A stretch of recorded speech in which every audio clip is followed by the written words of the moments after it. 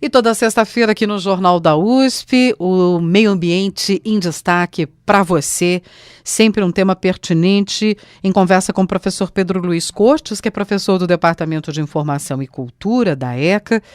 Professor Pedro, que é coordenador da Rede Internacional de Estudos sobre Meio Ambiente e Sustentabilidade. Tudo bem, professor? Bom dia, como vai? Bom dia, Roxane, bom dia, ouvintes. É um prazer conversar com vocês.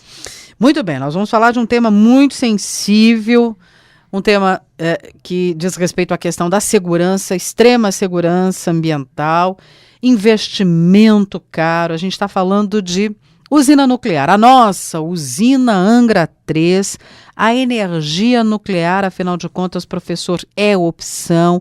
Como é que está? Uma história cantada em verso e prosa, essa da usina de Angra 3, vem de longa data, não é? E quanto foi investido e está no momento de impasse. Conta pra gente essa história. Então, antes de entrar na análise se a energia nuclear ela é realmente uma opção, vale a pena a gente analisar a situação atual de Angra 3, porque para concluir a usina serão necessários 17 bilhões de reais. E se o governo federal desistir de sua construção, né, e quiser desmontar o que já foi feito, serão necessários 12 bilhões de reais, aí envolvendo o desmonte da estrutura, quitação de empréstimos e destinação dos equipamentos. Quer dizer, são valores muito elevados.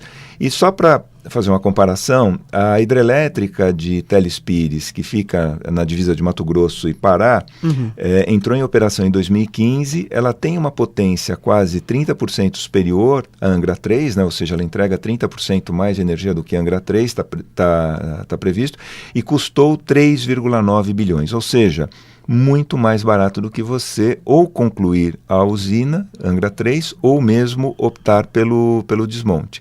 Então, isso mostra que o assunto Angra 3 ele tem que ser analisado com bastante cuidado, não só por conta de todos esses recursos, né, que seriam necessários ou para a conclusão ou para o encerramento do projeto do jeito que ele está, e também pelo fato de utilizar, obviamente, combustível nuclear. Né? Então tem toda uma implicação aí relacionada à segurança, relacionada à questão ambiental. Né? Então esse é o principal aspecto, porque tenta explicar para o nosso ouvinte. Tem essa questão dela ser uma fonte limpa em relação às emissões. Às emissões. Tem esse lado positivo. Sim. Só que qualquer tipo de vazamento, né, pode significar um problema de dimensões que todos nós conhecemos. O senhor vai lembrar aqui de acidentes sérios. Né? Embora a usina nuclear ela seja considerada, quando em operação normal, né, uma fonte limpa em relação às emissões atmosféricas, os acidentes, quando ocorrem, podem assumir aí graves proporções e geram danos ambientais significativos e a longo prazo.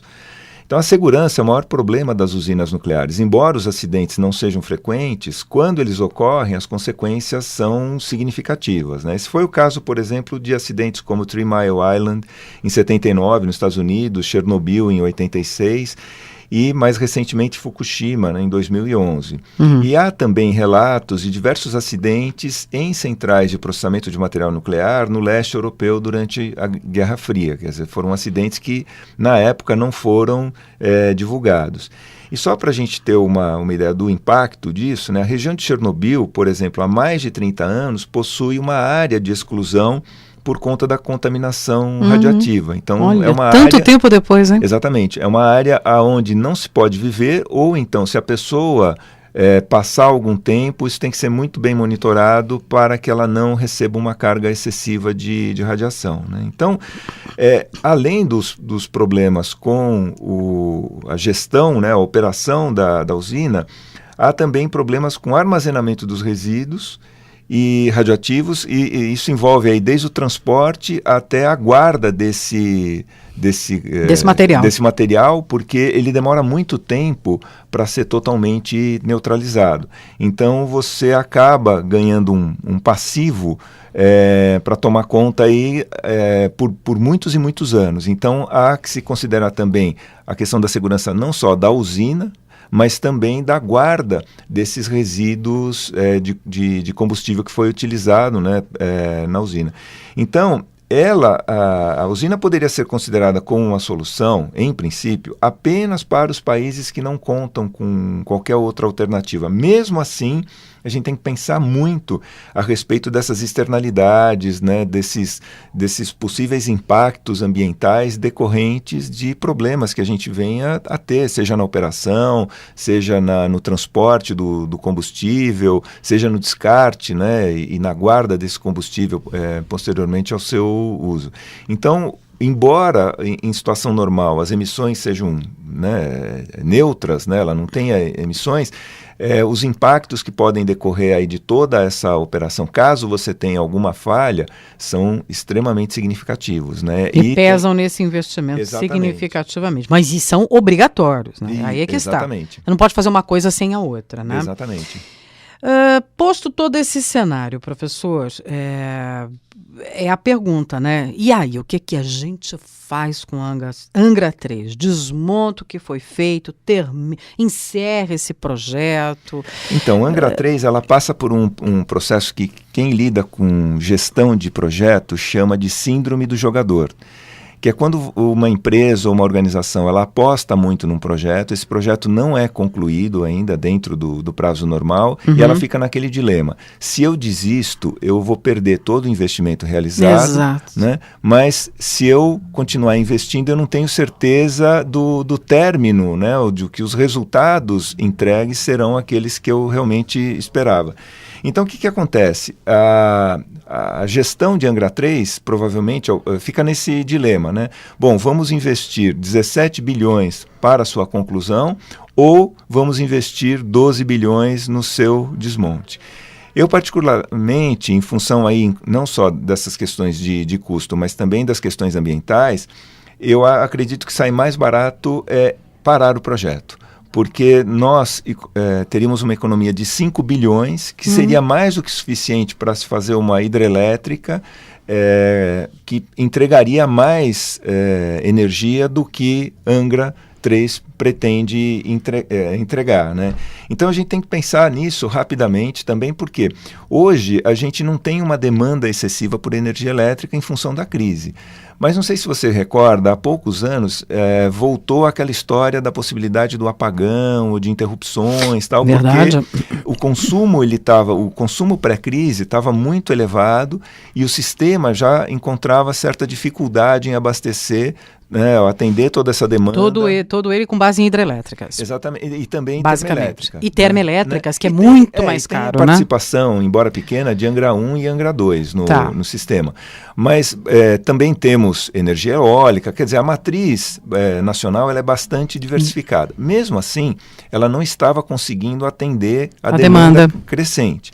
Então a gente estava, né, correndo o risco de enfrentar racionamento ou mesmo apagão em determinadas regiões. Com a redução do ritmo da economia, houve uma diminuição do consumo de energia elétrica. O que nos salvou, momentaneamente. Mas obviamente, a gente espera que um dia essa crise seja superada e, ocorrendo essa superação da crise, volta o consumo elevado. Então, a gente tem que tomar decisões rápidas a respeito do que fazer para garantir um suprimento adicional de energia elétrica, para que a gente não corra esse risco, né, de ter um apagão, ou de ter racionamento, ou ter dificuldades com o fornecimento de energia elétrica, tendo em vista que isso vai até prejudicar a retomada da economia. E aí usaria-se o dinheiro, essa diferença de 5 bilhões, para a construção de uma usina hidrelétrica. Agora, uma dúvida, perde toda a estrutura, tudo aquilo que foi utilizado perde, ou dá para reutilizar alguma coisa? Não, em princípio você tem que devolver os equipamentos. Acaba tudo, perde tudo. Né? Em princípio, obviamente, aí eu vou adentrar numa área que não é minha especialidade, mas só para ilustrar. Eventualmente, poderia-se utilizar a estrutura inicial, por exemplo, para uma termoelétrica, porque em termos práticos, uma usina nuclear, ela guarda similaridades, né? Aí, tomando cuidado aí com as devidas proporções, né?